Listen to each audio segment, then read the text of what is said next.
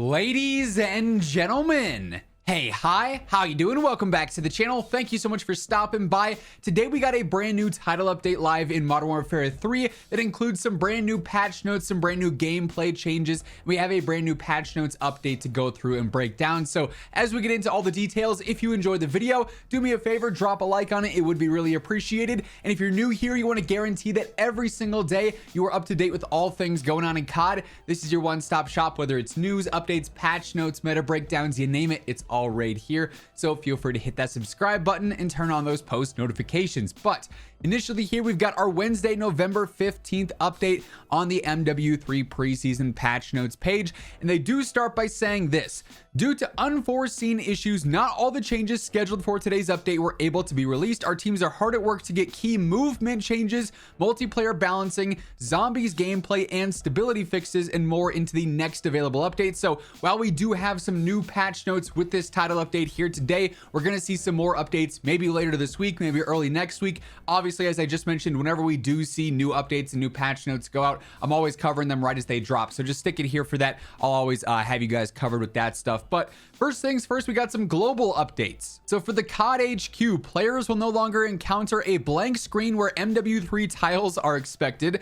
They fixed an issue for console players where cross-launching from one game to another disbanded parties containing a split screen player, super niche there.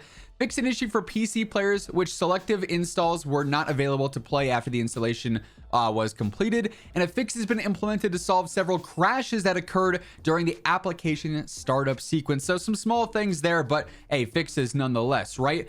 Stability and performance. PC players with 40 series GPUs can now use DLSS 3 across all modes in MW3. Super resolution and frame generation multiplies performance by up to 1.8 times to enhance your experience. So if you got a 40 series card, you can actually use this now, and it should boost your frames up even more. If you have a 40 series card, you're probably already getting really good frames. Like I get 240 pretty much constantly in game, but hey, it's an option now. They fixed a bug in which some console players would encounter an error upon being invited to a party. A bug where some console players were pushed to the main menu after selecting items in the battle pass. That one was super annoying.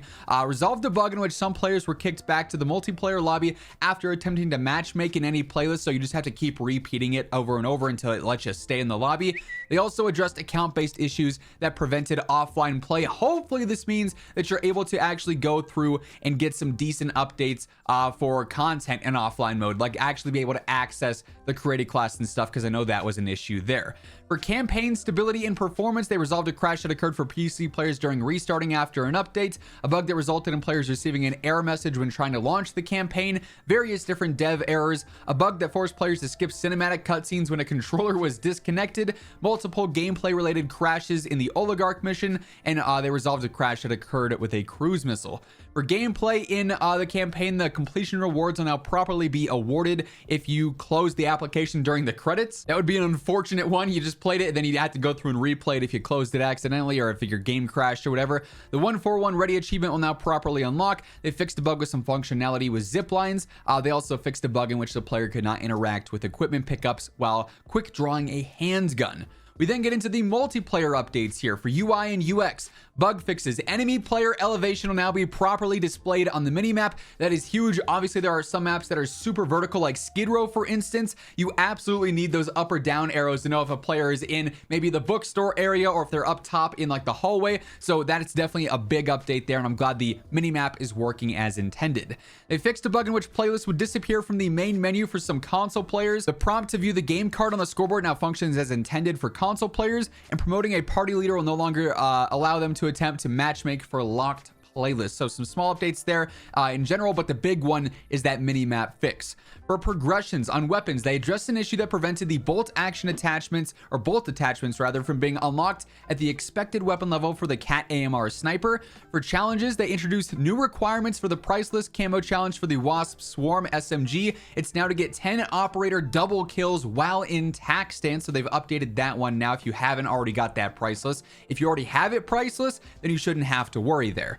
They resolved issues that prevented several challenges from tracking completion progress. Hopefully this is camo challenges and then also the weekly challenges and stuff. There were a lot of bugs between a lot of those. Everything for Interstellar can be unlocked, but the tracking is super wonky with like the 3-in-1 magazine stuff. The various different unlocks for certain weapon categories are a little bit wonky, and then challenges, the daily challenges, there were a lot of issues there, so that's a big update as well. They also corrected the unlock challenge for barbecue as an operator. For maps on terminal, players can't plant the bomb on a bomb site in an unintended location, and on Popov Power, players no longer spawn in enemy territories in the invasion zone.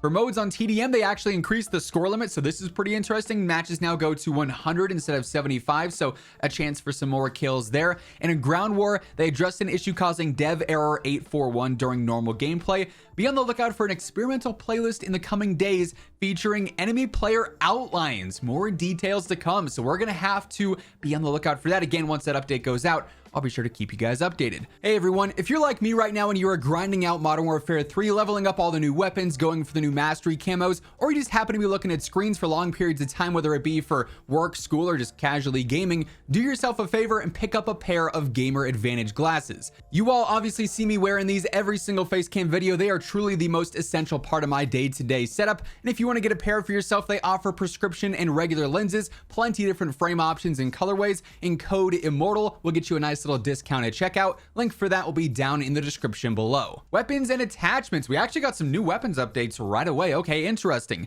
On the MCW, they increased the hip fire control during sustained fire. On the Bass B, increased the hip fire control during sustained fire twice.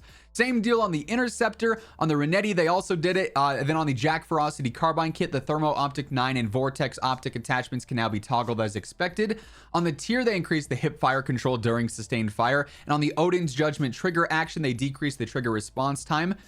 So just some interesting weapons updates. That's actually all of them, so nothing too crazy. As they mentioned in their above note, we're gonna have more weapon updates soon, so we'll have to keep our eyes peeled for those, but basically just making the hip fire control a bit different on just a couple of weapons. Nothing really too crazy in terms of that, which is nice. I mean, most people are just still leveling up the weapons right now, getting used to them, getting the general feel for them. If they were changing them a ton already, it wouldn't really be all that worth it because we don't have the full data of, okay, this is clearly, we know some guns are good, but in general with every weapon in the game, the balancing here, it's just not there yet because we haven't had enough time to experiment around.